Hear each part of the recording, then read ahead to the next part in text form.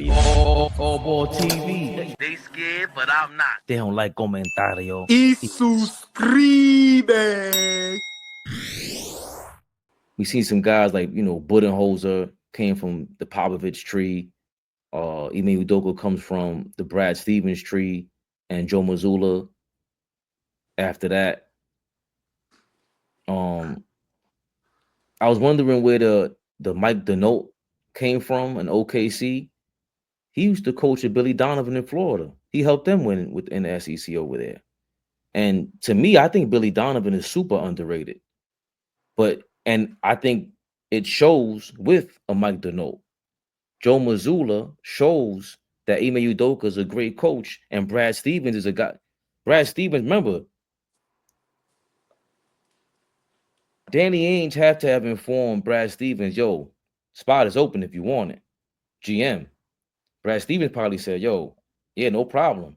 Thought to himself, I ain't coaching though. Is Ime ready? I think he's ready. Asked him, can you step up? And he stepped up. And he was leaving. They got Joe Mazzulla. So there seems to be a coaching tree there. Same thing to me with Billy Donovan, Mike Denault, as I explained. With Tom Thibodeau, what's his family tree? The Pat Rileys of the world, right? The 90s Knicks. That's all we ever talk about. Steve Kerr's another guy. His family tree is the Phil Jacksons, the Greg Popovichs of the world. Another guy. And there's another guy from that era, and I can't believe none of us have ever thought of this.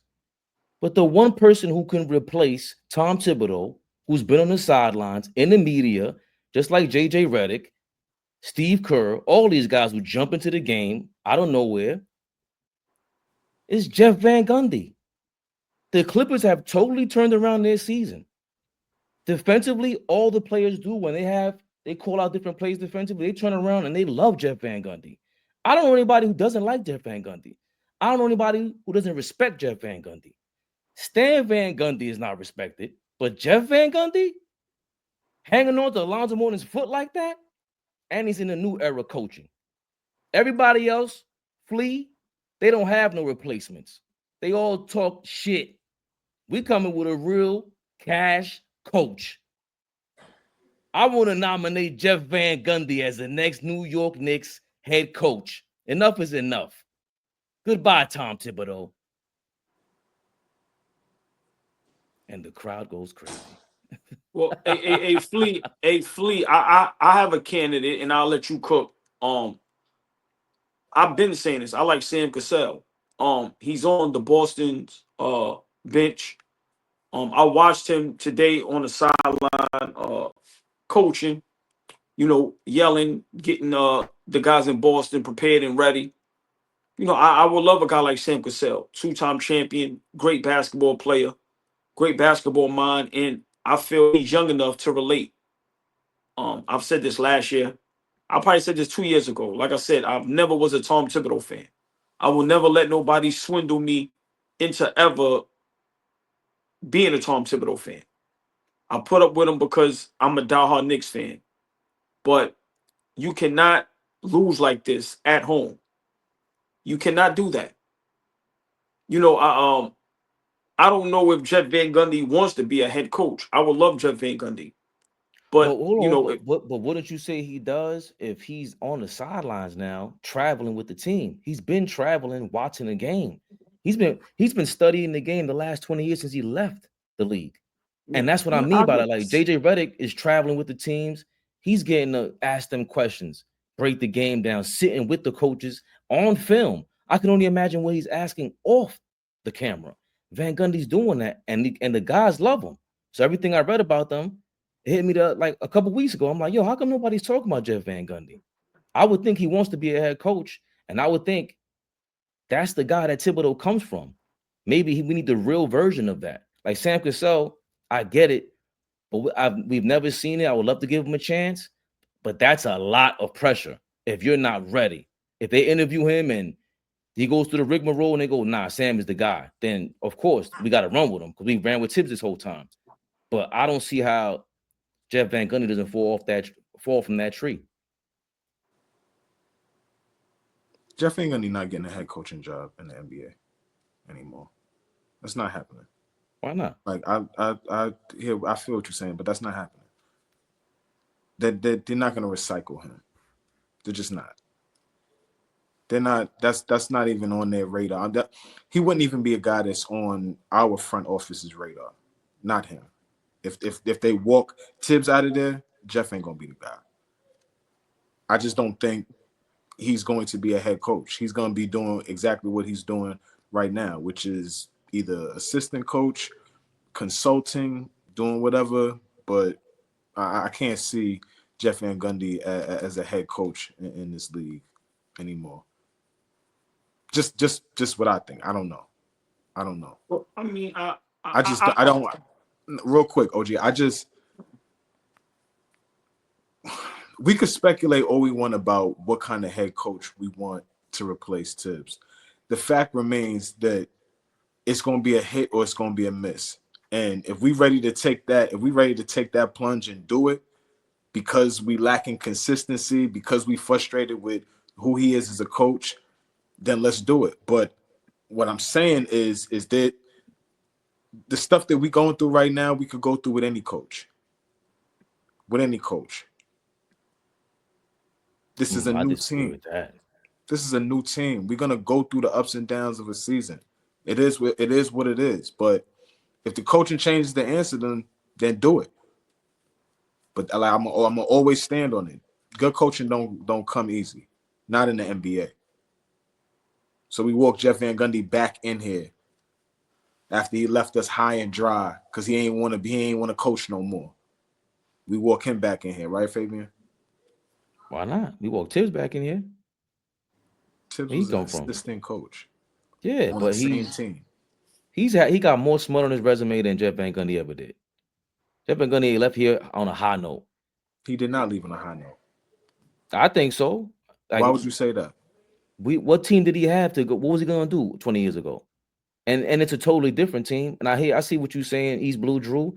What schemes and this, that, and the third. He has to scheme the current offenses that are out there right now. They're praising Jerry Stackhouse in Golden State. A lot of guys get praised and they have to be in the game. He's been by the game the last 20 years. They didn't pass him by calling it. He was the guy calling everybody out, announcing the game. And no, everything is not just about being in the media, but that's the parts of me that I want to see. Everybody keeps screaming Mark Jackson's name for years. When did he show he wanted to be a coach? Jeff Van Gundy took this job in LA. After being on the sidelines, after being on ESPN, they got him up out of there, which was crazy. That was the best championship or best NBA broadcast in the last 20 years. But to me, he's showing he wants to be connected to the game. I think that kind of commitment is different. Mark Jackson's chilling on the podcast right now. You know what I'm saying? Sam Cassell, he's showing like he wants to be part of the game too, AllBall, so I feel you with that. But there has to be a process, and we have to hear more things. I haven't heard enough about Sam Cassell besides, the way he talks to the players. He's very relatable. But I know Jeff Van Gundy's been there before, and he's definitely been here before. So I don't think he's left on a sour note. Tibbs, to me, can leave on a sour note. He's left other organizations on a sour note, for me. Well, y'all both make great points. I agree with both of y'all. But for me, what I'm starting to realize, and I could be wrong, I think in the NBA today, I think your assistant coaches is just as important as the head coach. And I just feel like the guys we got on the bench, when it comes to the coaching staff, they're null and void. There's like that. Those seats could be empty. Mo Cheeks, who is it? So for me, you see a lot of these other NBA teams that got the head coach, and then some of them got superstar assistant coaching staff, or some good coaching staff. We don't have nobody young, nobody relatable, nobody cool, none of that. I know it sounds corny, but come on, man. The NBA is going a totally different way from 10, 15, 20 years ago. And we have to catch up. We may not, it's like, when the skinny jean era was around. All right, I'm not saying you got to wear skinny jeans. You might have to get yourself some slim fit joints. Can't keep walking around with the baggy cross-colored jeans on. It ain't going to work. And that's what we are right now at times, especially when we playing against the Boston Celtics. They just show that they are superior to for us. And once again, no Drew Holiday, no Porzingis. The Boston Celtics, that game could have been over in the first quarter. The way that game was going, they was almost handing it over to us on a plate, on a platter. We could have lost by 40 tonight. But for me, Flea, I'm gonna let you rock. Like I said, I'm not gonna put 100% tonight on Tibbs, but I just think, sometimes you got to do something. And to watch Tibbs on the sideline, not make a challenge, not get revved up. Like I said, we got it down to 3, and then Boston went on a run, and through that whole run, Tibbs never even called timeout. You watching the game and you seeing where we're getting killed at, and there's no adjustment. Listen, man, I don't know how long this is gonna last, but come on, man. That our coach and that coaching staff is a joke. Is a joke. And somebody has to say something. On Knicks Rehab, we gonna speak it how it is. That our coaching staff is a joke. They look like jokes on the sideline. They are jokes. Flea, I don't remember the last time I seen them stand up. You know how when teams call timeout, the whole coaching staff stands up? They don't even stand up. So for me, that's part of the problem. And we're not going to trade, unless the trade deadline is over. So this is what we got, y'all. This is what we got. But I just got to be honest, and this is going to hurt. Boston is that much better than us. Simple and plain. Please, And if we gotta meet up with Boston, I'm sorry, to get to the motherland, our asses is in trouble. Flea, you spoke to, there's nothing Tibbs could have done. Like, what coach would have been able to do, help motivate this team? Let's get to the players. The other guys that we disappointed in today, like Mikal Bridges, just stands out. 2 for 9 in the first quarter. I thought Brunson began to answer what you were saying, started to go one-on-one and answer Tatum, but it felt like Bridges was trying to answer him initially, and he couldn't really get it going. What'd you feel about Bridges or any other player you think Tom Thibodeau couldn't have motivated? Like, it was all on them. I'll answer that in a second. I just wanted to kind of finish up what we were talking about in terms of coaches. Like, I can understand the sentiments of maybe the league is getting past Tibbs, if you want to say. But if we're looking at all the championship level coaches over the last few years, a lot of them still come from that old school tier, right? Mike Budenholzer comes from the Greg Popovich tier. Steve Kerr comes from the Greg Popovich tier. Like, all of these coaches, with the exception of Mazzulla, and that's one guy. All of these championship level coaches still come from a old school kind of guard, right? They are growing with the league, but they're still older coaches. They still have some of what they've learned through the rankings of coming under old school kind of coaches. So I mean, yeah, we could try to be trendy and go get a younger coach for sure. But the maturation is still going to take some time. It's not going to be okay, we get a younger coach and he flips the switch and now we a championship level team. That's my reservations on, okay, we just go fire Tibbs. We could complain about Tibbs all night if we want, every day. That's fine. But at the end of the day, if we do fire him, there is going to be some ebbs and flows. It just is what it is. We could get a new coach and win 5 in a row and drink the Kool-Aid. And then after that, guess what? This adversity is going to hit. What we going to do then? We going to say fire that? Nah, we going to have to figure something out. Well, hey, Flea, just real quick. Just, let's stay here real quick and then you go respond to the question because I think this is serious. I don't think Tibbs ever been a good head coach. That's just my opinion. That's not true, though. It's all right. I mean, let's talk about what our Knicks. This is what 5-6 seasons. If we don't get past the second round, why should we keep him? I understand that we need a plan in place, but how good was he really in Chicago? They made one conference finals, which I know is difficult to make conference finals and finals, but he made one. In Minnesota, they didn't do anything. They had some talent there. And now you're with our Knicks. And He I'm made the just saying, playoffs with Minnesota for the first time in like 17 years or something like that. He was the coach that brought them there. I mean, okay. I ain't going. It sounds like I'm going to bat for Tibbs. I'm just going to bat for the situation. That's really what it is. I'm with y'all. If we could fire him and bring somebody in and it's gonna look different, I'm cool. But I know it don't work like that. And I'm just like, I can't get with just firing him just because it's okay, we upset right now. Nah, not for me. See, I think Tibbs is overrated just like Doc is still milking that 2008 Celtics title. Like, I know Doc Rivers has lost a bunch of 3-1 leads.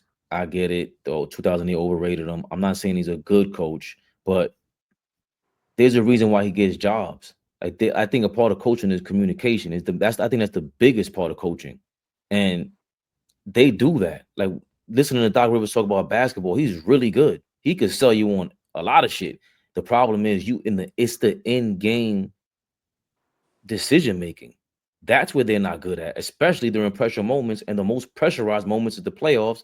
And that's why he's milking that 2008 title, because how much in-game decisions you got to make with a veteran Kevin Garnett, Paul Pierce, Ray Allen, James Posey. These guys, Rondo's a second-year guy in the league. So that's why they kind of milking it. But Tom Thibodeau, I can't say he's a bad coach, because, like Flea's right, it was a long time since Garnett got them there. Since Tibbs got Minnesota to the playoffs, since Garnett was there, and Cat hasn't never played this well. We can say that about every big man that was here, damn near. That's coaching. Now, again, is it the level when there's real pressure on you in the playoffs, when it matters most? Is that the guy we want? No, his time is expired. That's the problem. Ain't no way you're gonna give him a new team, a new roster, a new makeup that has nothing to do with the play style that he wants. I'm not trying to give him an excuse, but that's just not how you coach in any sport. That's never made sense to me. So do I think he's bad? No, but he's not great, and we need great. We're not here to play around anymore. You got Cat, who's great, Jalen Brunson, who's great, OG is great. I don't know if it's all because of him with McKay. I don't know, but we need a great coach. That's what we're looking for. Forget good. We need greatness. So that's what I think we're really trying to get to, is that he has never shown greatness. His eyes on the prize, baby, Bubba. Download the app today and use code CLNS to get $50 instantly after you play your first $5 lineup. Prize picks. Run your game. AllBall TV. They scared, but I'm not. They don't like comentario. Y suscribe.